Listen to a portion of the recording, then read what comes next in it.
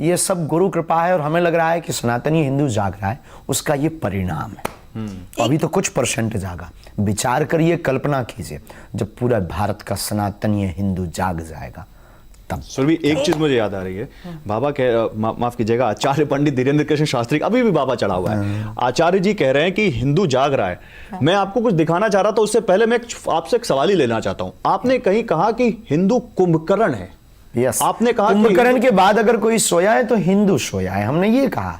और ये आज भी कहते हैं कि 80% होते हुए भी ये हालत, ये दुर्दशा, ये बर्बरता, ये साक्षी का कांड, ये रामचरितमानस की प्रतियां जलना, ये साधु संतों पर उंगली उठना, ये हमारे राम को काल्पनिक बताना, राम सेतु को काल्पनिक बताना, राम राष्ट्र की कल्पना का विरोध होना, ये सामान्य जीवन में सामाजिक समरसता का लिए कोई जिए या बात करे तो उसका विरोध होना, ये जातिवाद का जहर, ये हिंदू मुसलमान की लड़ाई। तो हमें लगता है कि अगर कुंभकर्ण के बाद कोई सोया तो वो हिंदू सोया। अच्छा चलिए, मैं आज प्रेजेंट की बात करती हूँ।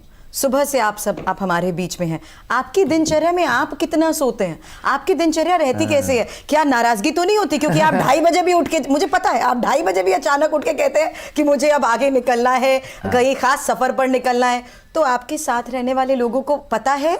हमारे साथ वाले लोग पहले अनकंफर्टेबल, जो भी हो, कंफर्टेबल, अंग्रेजी ऊंचे लेवल की हमारी, हम बहुत जल्दी सीखने वाले हैं।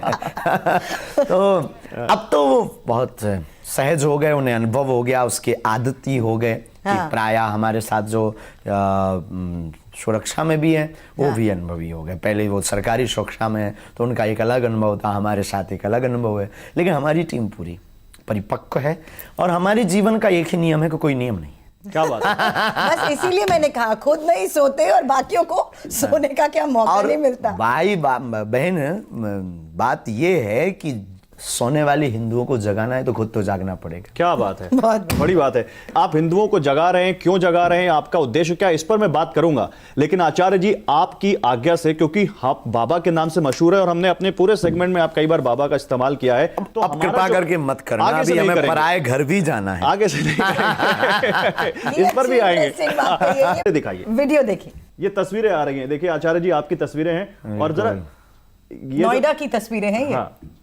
और ये तस्वीरों में हम जो दिखाना चाह रहे हैं वो ये दिखाना चाह रहे हैं कि आपकी पॉपुलैरिटी किस तरह से दिल्ली से, नोएडा से, आसपास के अलग अलग शहरों से, जहां भी आप कथा करते हैं इतनी भीड़ उमड़ पड़ती है, इतने विजुअल्स, इतने लोग आ जाते हैं। जो विजुअल्स हैं, ये तो बड़े बड़े नेताओं की सभा में ऐसे लोग नहीं आते। ये क्या भौकाल है आपका? राजनीति से आप धर्म का कंपेयर नहीं कर सकते। कहां मिश्री और कहां नमक। सेलिब्रिटी होने की बात कर रहे हैं, जो स्टारडम राजनेताओं के पास होता है, और वही स्टारडम आज देखिए आपके साथ है। ये भीड़ देखिए महाराज जी।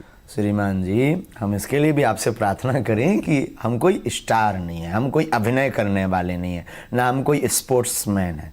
हम एक आध्यात्मिक के ध्वज को लेकर चलने वाले। तो ये जो लोग हैं, ये किसी सेलिब्रिटी को देखने या उसको फॉलो करने नहीं आए, ये अध्यात्म के लिए इस भारत में नई क्रांति को लेने आए हैं, सनातन की क्रांति। तो आप ये कह रहे हैं कि आपने सनातन की एक नई क्रांति छेड़ दी है और ये हमने नहीं, हमारे आचार्यों ने छेड़ी, हम उसको बढ़ा रहे हैं। तो आपको ये लोग उस क्रांति से जग रहे हैं, आप ये कह रहे हैं?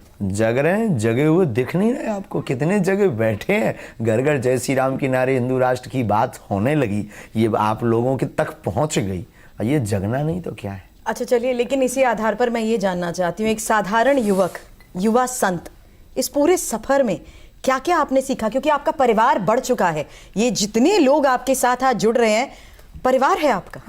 हमारी आत्मा है, हमारा परिवार है, और बहुत कुछ सीखने को मिला अपनों से, परायों से। बहुत ही अवहेलनाएं सही, बहुत ही प्रसन्न वाले लोग भी मिले, अपने लोग भी, बहुत हितैषी भी मिले, जो आज भी प्राण कदम से कदम मिला करके चलते हैं। तो ऐसे लोगों की भी एक मिलन हुआ। सीखने ना सीखने वाली कोई बात नहीं है, बस सनातन को जगाने वाली बात, सीधी सी बात। लेकिन आपका परिवार आचार्य जी अब देश की सरहदों को भी पार कर रहा है। करना ही चाहिए। आपके चाहने वाले पाकिस्तान तक में। कई सारे ऐसे वीडियोस देखे, कई सारे आपकी कथाएं देखी जिसमें पाकिस्तान से महिलाएं आई जिन्होंने आपको अपना भाई बना लिया। तो आपने एक बार ये भी कहा था कि मैं पाकिस्तान जा रहा हूं और पाकिस्तान में राम कथा करूंगा। कोई बुला नहीं रहा। देखो, पाकिस्तान भारत का बेटा है, तो वहां से तो पहले से नाता है अपना, पुराना नाता है, जब से वो अलग हुआ बेचारा, अपनी तो है वहाँ के लोग, तो वहाँ पर खैर ये संभव नहीं है, पर अगर कोई बुलाए तो हमें कोई दिक्कत नहीं। चलिए, मैंने जिस तरीके से शुरू में कहा था, आप सुर्खियों में रहते हैं और अनगिनत वजहों से रहते हैं, सुर्खियां भी जानते हैं आप, हेडलाइंस जिस तरीके से अब बन रही हैं, और पाकिस्तान आप की एक जैसे महापुरुष जब बेटी- तक इस धरती पर हैं, हम सुर्खियों में हैं। नहीं, लेकिन क्या अब आचार्य जी एक सुर्खियां भी देखते हैं, ये पूछ रही हैं सुर्खियां देखते हैं, क्योंकि एक हेडलाइन बनी हुई है सीमा को लेकर, सीमा हैदर को लेकर, जो पाकिस्तान से भारत आई हैं अपने प्यार की खातिर। हम बहुत कम देख पाते हैं, हम बहुत कम समय निकाल पाते हैं निजी जीवन के लिए, देखने के लिए। हमारी ज़्यादातर अत्यधिक व्यस्तता समाज सेवा में वो जो गुरु का प्रसाद है, उस प्रसाद के पुरुषार्थ के लिए लगा रहता है। हमें जो गुरु ने कृपा दी है उसको बांटना, लोगों से मिलना, क्योंकि हजारों किलोमीटर से पैदल चल करके, कई बार गाड़ियां लेकर के, कई बार खर्च करके वो हमारे पास अपेक्षा के साथ आते हैं कि महाराज जी को, गुरु जी को नहीं, मिलेंगे। लेकिन उसमें एक पेच ये है महाराज जी कि उन्होंने कहा है कि वो इन्होंने हिंदू धर्म अपना लिया है। अच्छा, जो आप सीमा की बात- सनातन धर्म अपना लिया है, और वो ये कह रही हैं कि अब मैं हिंदू में ही हिंदुस्तान में ही रहूंगी, हिंदुस्तान में जाना भी पड़ा पाकिस्तान में तो नहीं जाऊंगी, यही मर जाऊंगी। और सचिन ही मेरा पति है, वो अपने पति को जो हैदर है उसको मान नहीं रही है, और कह रही है कि हिंदुस्तान ने जो मुझे प्यार दिया है, जो यहां पर लोगों ने मुझे प्यार दिया, इस हिंदू फैमिली ने जो प्यार दिया है, उसको मैं छोड़ नहीं सकती। तो इसको